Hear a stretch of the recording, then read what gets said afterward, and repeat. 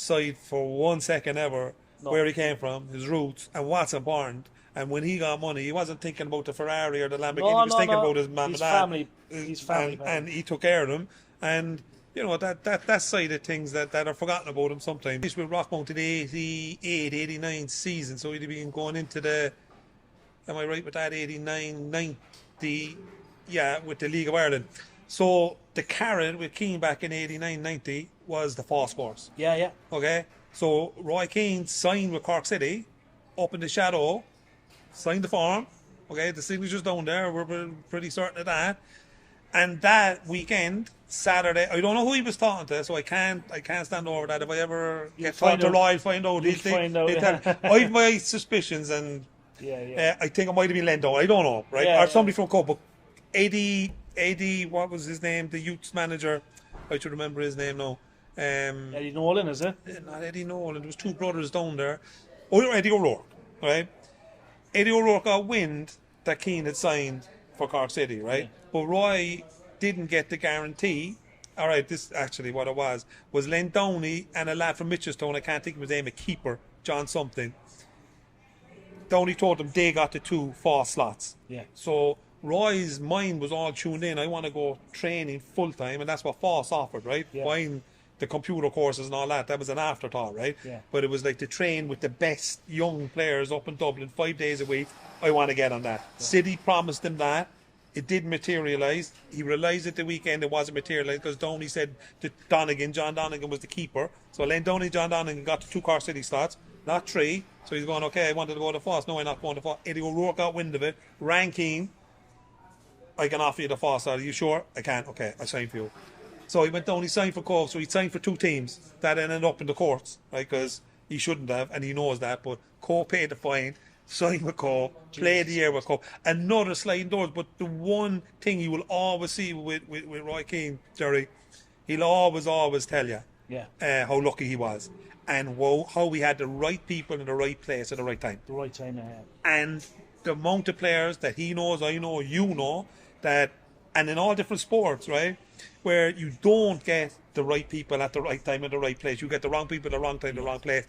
And that has a huge bearing. Ruins your career. Yeah, Absolutely. Yeah. So he always admits that with humbleness and humility. Yeah. Like you mentioned, like the street cred, Jerry, and I tell you a very interesting story that mightn't be well known, and it blew me away when I was looking back at him in regards to Forest years. Yeah. And he did all the negotiating himself. Yeah. Right? Which is amazing, you know, like a 19, 20-year-old kid, and particularly when he was in his last year, which would have been 93, before he left for United. He's going up against Brian Clough, who was at the game 20, 25 years. Yeah. And I saw him in this interview, and it summed up his brain, his mentality, and I'm blown away that he was doing his own negotiation. You know, when he went to United, he got advice from Niall Quinn, I think, and he brought in, I can't think of the first, I think he passed away recently, the solicitor, Michael Kennedy. Yeah. But all the Forest negotiating, 99% certain of that, including the last one, and he came up with this comment. He said, I'll go in high, they'll go in low, and we'll meet in the middle. So he had that figured out at 20, right? And that's going in, from what I can remember with the research that I did, I think he pulled out a decent contract his last year, 300 grand a year. Which is big money as well. Big money back then. Yeah. And negotiated it himself. Yeah. But then he got the sell-on clauses in as well. So if somebody came in and they got relegated, he was going. Yeah. So he'd a wherewithal as a 20-year-old, not worried about that, not fearful of that.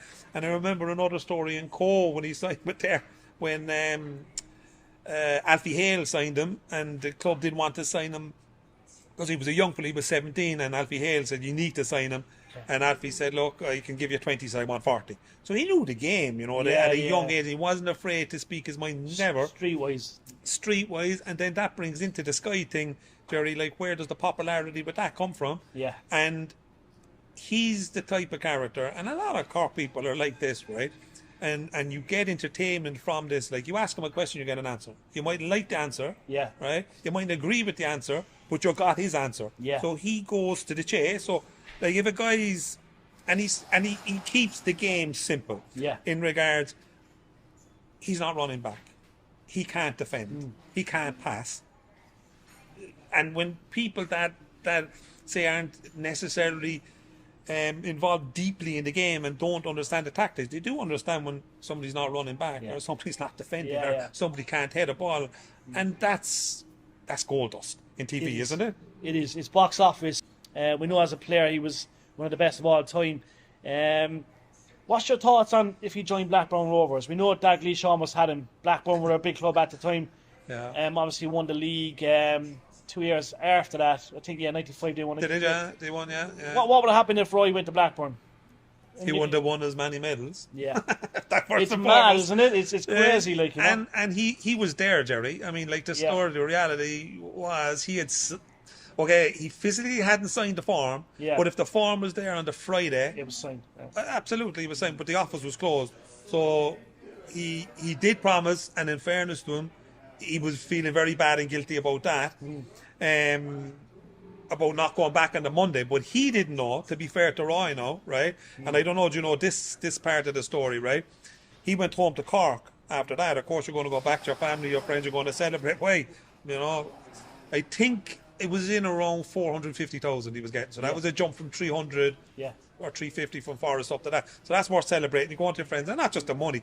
You're going to Blackburn. Obviously, felt bad about Forest going down, but he put his heart and soul into it, and Clough will be the first to say that in all different positions that year. So he went to he did say he was going to sign for Blackburn, but he didn't know on a Sunday morning that Alex Ferguson was going to ring the family home. And Dennis Irwin set that up, right? Because this is pre-mobile, as you know, right? So Alex Ferguson didn't have the number. So I don't know what Dennis Irwin did, but Dennis Irwin did a lot of detective work and got Roy Keane's home phone number back in that day. Ferguson rang him. Somebody else answered the phone. Roy went to the phone. More than likely a little hungover after Sidetracks or wherever he was that night. You don't remember Sidetracks? No, I was in there. All right, okay. I'd say I was in there. And I'll mention that I was in there before it closed down, So 2003, 2004, I know, might have been Cubans or it could have been these other places are all gone. Cubans or Spiders, wasn't it? I was in Sidetracks, definitely. Spiders before your time, now. What is I'm only 35. I've been to Cubans, but I was blessed to be in Sidetracks as a 17-year-old because there was a father. But I know about blessed now, but anyway. I learned a lot in Sidetracks. We will say that. Fair enough. So wherever he was, that's and I'm sure he was somewhere in the city. He answered the phone, and or whoever answered the phone eventually realised it wasn't a wind-up, but it was Alex Ferguson. So he took the call, and all Ferguson said to him was, "Look, don't sign anything. Come over, game of snooker with Brian Kidd and all that." And then he turned him. Oh, fair play to Ferguson, right? That's bad luck on Dalglish, obviously, with that. And he did change his mind, but he's entitled to change his mind. His Man United, you know. It wasn't Tranmere, no offence to Tranmere or anything but, you know, who's going to say no to Man United? And he did go, and he had to then deal with the wrath of Dalglish, and we all know the stories with that. Dalglish still looking for him, I'd say, That's what he said. He went on a holiday, and Keane said, I don't know where he was, in the Napa or where something, looking over his shoulder as Dalglish coming in the door. But I don't understand it from Dalglish's perspective, but I totally get it from Keane's woman. He doesn't regret that for one single second. See him go back into management, like you know so much about him in the sense of, look, you know what I mean? You've seen his pattern. I don't think he cares, Jerry, at this stage. Like, that's the feeling I kind of get. And he, like, when you get to whatever our age, I'm the same age as him. He was August, I'm May, a couple of months between us. You're 52. You start picking the quality of life decisions, you know? Because the clock's ticking, and you don't, you know, fingers crossed, you don't have as much time as you would when you're 20s kind of mentality. So he tried Ipswich, he tried Sunderland, and I think in my opinion, the hardest part for Roy is the emotional side of reacting to lack of effort, lack of professionalism, lack of camaraderie among the team.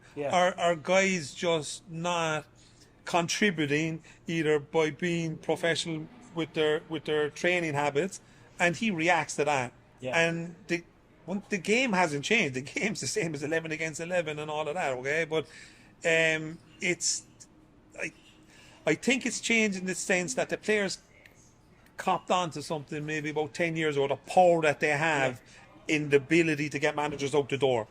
And the fact then that the loyalty from a lot, particularly, say, as an example, Chelsea, who just get rid of managers on a whim, between 3 months, 6 months, 9 months, 12, you know, you don't get a real decent We're going to leave you alone for 4 years. Off you go. There's pressure, and we understand all of that. The game's changed financially, Yeah. so those pressures, like he doesn't need the challenge of the money, right? That's just not the reason he be even entertaining going back into it. I think, and which he gets an unfair cop in this.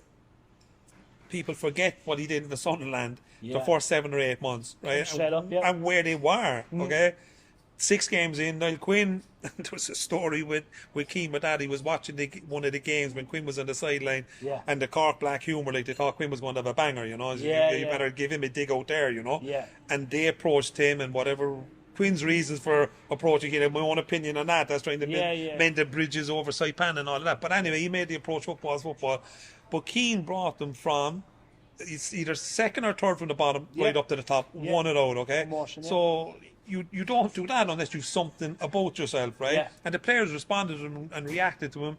Okay, the next year then they're up in the Premiership, he bought some players, that works for you, it doesn't work for you. I think he looks back at that and going, like, people don't remember what I did with Sunderland. And he's learned from what he got wrong in Sunderland and Ipswich. Yeah. He's probably, maybe with the Sky experience, calm down and enjoy think the so. life in that sense. I think so, yeah. And can he emotionally connect a little bit in a calmer, funnier type of? I think that's the challenge. Yeah. I have my doubts because Roy's Roy in regards to the emotion and when he sees something, but has he learned from his experience? Absolutely, certainly. So I think that's what's trying to draw him back in, Jerry. But will he? Yeah. Well, you never know. Will the Saudis make an offer? Will he go out with Gerrard and look offer him so much money? We know he can manage.